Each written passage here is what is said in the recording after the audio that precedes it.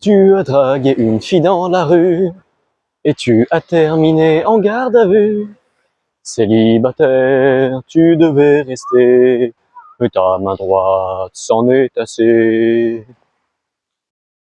Je vais te présenter dans cette vidéo toutes les situations possibles qui vont t'arriver si tu essaies de draguer en France en 2025 en étant un lambda, en étant un honnête citoyen, un payeur d'impôts, un mâle sigma, bêta, epsilon, zeta, si tu as les pieds carrés, si tu es un 0 sur 10, un 1 sur 10, un 2, 3, 4, 5, 6 sur 10, c'est-à-dire 90% de la population masculine, mais je te laisse apprécier la vue que je t'offre encore une fois pour cette vidéo.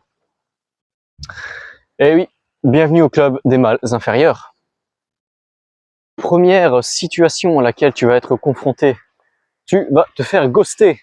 Alors le ghostage, c'est très simple, hein, ça consiste principalement à lire tes messages, pour une fille, à lire tes messages, et puis les laisser en vue sans te répondre, ou alors ne pas répondre à tes salutations, tes sollicitations. C'est un peu comme se faire ignorer. Se faire ghoster, on va dire que c'est se faire ignorer en ligne, tandis que se faire ignorer, c'est se prendre un râteau plutôt dans le réel. Ah, est-ce que tu vois les magnifiques îles derrière là? Quel cadre extrêmement agréable. Ensuite, les excuses. Alors les excuses, il y en a tellement en fait. Les femmes ont tellement d'imagination quand il s'agit de mettre des râteaux à des malgamas. Mais j'en ai noté quelques-unes. J'ai un copain. Je ne suis pas intéressé.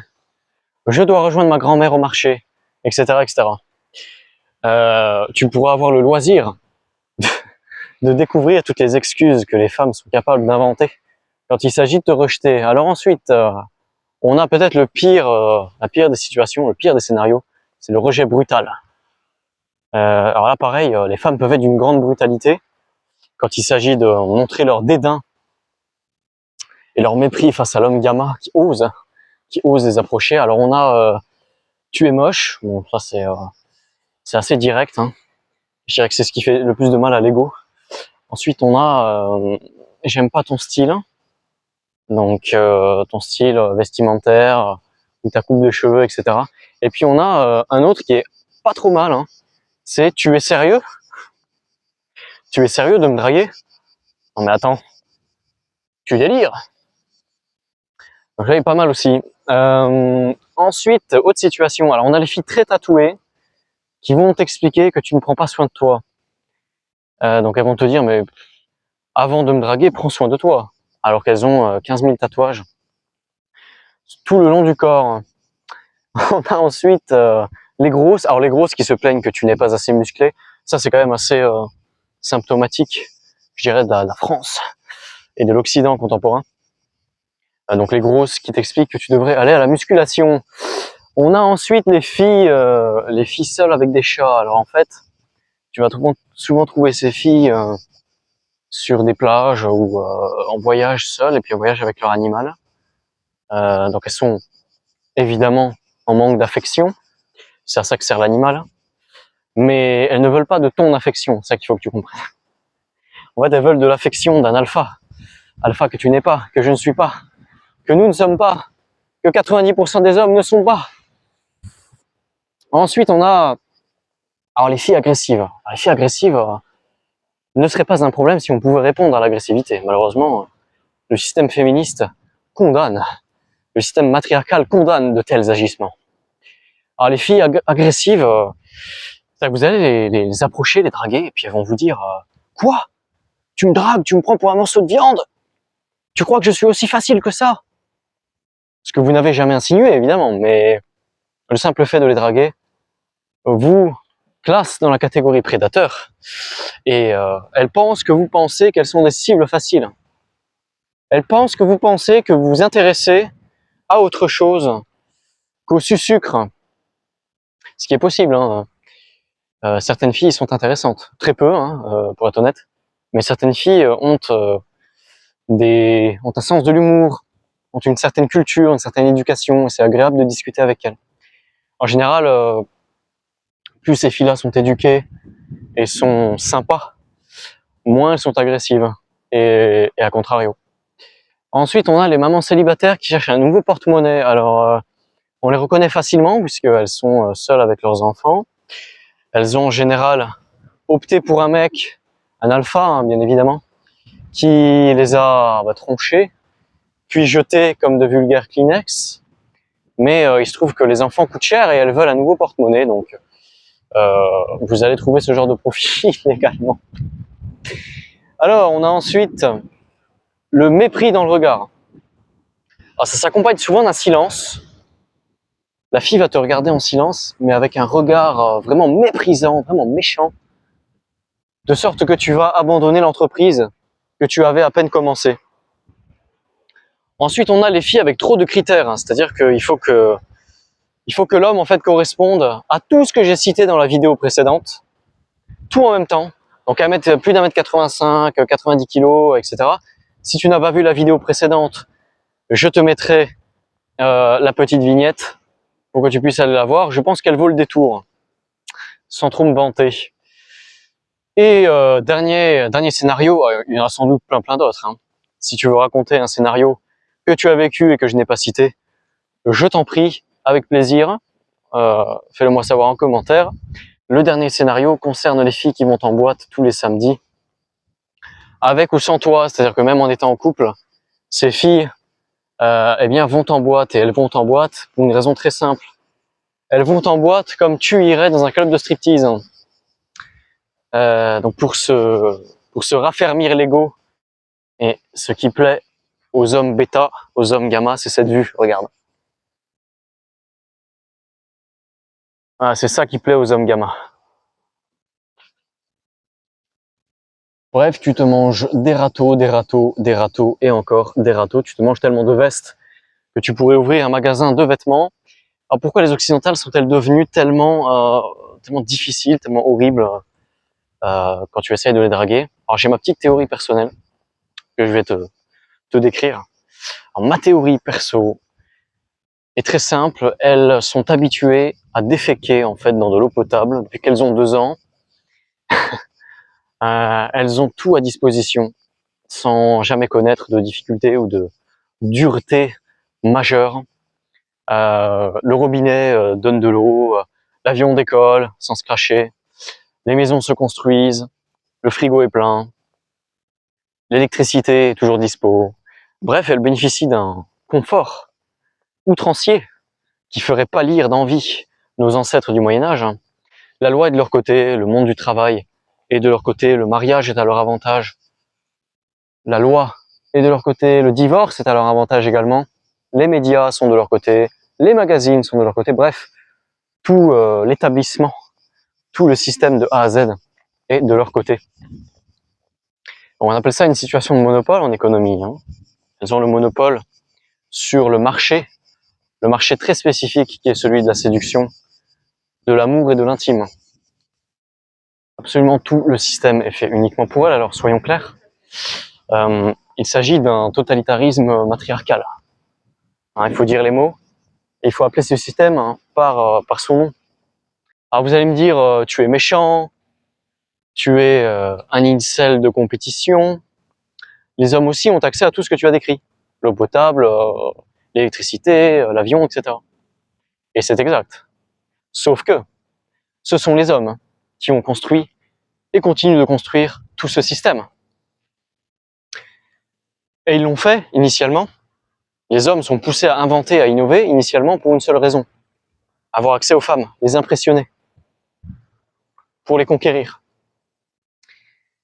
L'effet inverse s'est produit évidemment depuis, on va dire, une 60aine d'années. Le confort, l'excès de confort a bousillé les relations hommes-femmes en Occident. Alors si tu ne me crois pas, je vais te citer quelques statistiques officielles aux USA, que je cite de tête, mais que tu pourras vérifier. Je mettrai un lien en description. 95% des électriciens aux USA sont des hommes. 95% des mineurs, des techniciens, des travailleurs sur les plateformes pétrolières, des charpentiers, des plombiers, bref, tous les métiers essentiels à la civilisation sont faits par des hommes. Mais ces hommes n'ont plus aucune forme de rétribution. Pas de femme, pas de famille, peu d'amis, simplement Netflix, abonnement à volonté. aient le droit de fermer leur bouche parce que quand ils l'ouvrent et quand ils s'en plaignent, ce sont d'horribles monstres misogynes et patriarcaux. S'ils l'ouvrent, c'est mort sociale ou prison. Alors quelle est la morale de l'histoire? La morale est très simple. Si tu es un homme blanc, moyen, hétéro en 2025, tu n'as simplement aucune chance. Toutes les statistiques le montrent. Tu te trouves au fond du panier, même si tu es un 6 sur 10, que tu es censé être au-delà de plus de 50% de la population. Donc cette option main droite à vie. Et cette situation concerne énormément de pays ouest européens. Donc les femmes françaises, c'est poubelle, tu oublies. Les italiennes, tu oublies. Les espagnoles, tu oublies. Les britanniques, tu oublies. Les allemandes, tu oublies. Ça fait pas mal quand même. Les hollandaises, tu oublies. Les suisses, alors tu oublies. Bon, basiquement, tu oublies en fait toutes les femmes d'Europe de l'Ouest. Si tu es un gamma, si tu es un incel 5 sur 10, tu n'as aucune chance. Mais, ayant pas mal voyagé, je peux te dire que la liste des pays où cette situation se produit s'étend de plus en plus. Et elle s'étend même à des pays d'Europe centrale et d'Europe de l'Est. Et oui, l'époque où ces filles étaient ouvertes, gentilles, accessibles, cette époque est de plus en plus révolue. Il suffit en fait d'éduquer une génération de filles avec les bêtises égalitaristes et féministes pour que tu puisses fermer la valise et la jeter par la fenêtre. Je serais partant d'inventer un certificat d'indragabilité pour les filles folles aux exigences démesurées. On pourrait appliquer ce certificat à tel ou tel pays en fonction de l'expérience que nous en avons eue. Ça serait un outil collaboratif, je pense, décisif pour changer de paradigme et aider les hommes bêta, les hommes gamma, le 90% de la population, à enfin avoir les bonnes informations et peut-être trouver son bonheur quelque part d'autre.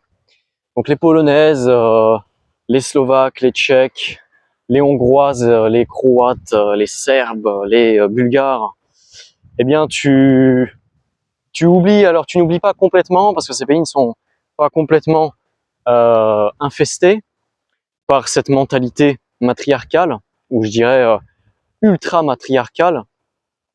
C'est vrai que dans ces pays, tu as un peu plus de chance. Donc ça vaut le coup de tenter. Je dirais que tu as environ entre 20 et 30% de chance en plus, ce qui effectivement n'est pas négligeable. Donc ça se tente. Ça se tente, mais en particulier dans les grandes villes, tu vas retrouver peu ou prou la même mentalité, malheureusement. Alors je sais que ça fait mal au derrière de le constater, mais c'est notre réalité et il faut faire avec, et il faut s'adapter. Il n'y a en fait que 2 zones restantes sur cette planète où les femmes sont sympas, sont ouvertes, sont souriantes, sont exemples de névrose, sont non agressives et heureuses de se donner à un homme. Alors ces 2 zones sont l'Amérique latine et l'Asie du Sud-Est. Mais si tu es un mec normal, tu oublies tout le reste. Un mec normal, c'est un mec gamma, lambda, sigma, epsilon. Mais laisse-moi aller encore plus loin parce que la situation mérite d'être caractérisée un peu plus précisément. Parce que oui, même si tu es un mec dit supérieur, les scories de ce système t'atteignent. Et je vais t'en donner quelques exemples. Arnold Schwarzenegger, que tu connais, divorcé après 34 ans de mariage. Bill Gates, que tu connais aussi, divorcé après 27 ans de mariage. Morgan Freeman, divorcé après 26 ans de mariage. Voici des hommes supérieurs, des hommes soit ultra riches, soit ultra connus, soit les deux en même temps. La liste en fait est très longue, mais je te mettrai un lien en description pour que tu vois plus précisément de qui il s'agit. Donc je récapitule, c'est-à-dire que même si tu es un homme, dit supérieur, ça te tombe aussi dessus et tu ne peux rien y faire. Cette situation, in fine, se ressent sur les taux de natalité. Le fait qu'il soit en chute libre en Occident, eh bien, a une raison, a une cause. Et cette cause est très claire pour qui veut bien la voir. Alors, quelle est la solution à tout ça? Eh bien, je travaille actuellement à l'élaboration d'une charte. La charte de la solidarité masculine. En fait, je pense que cette charte était innée chez les hommes avant les révolutions matriarcales féministes successives, mais on l'a oublié.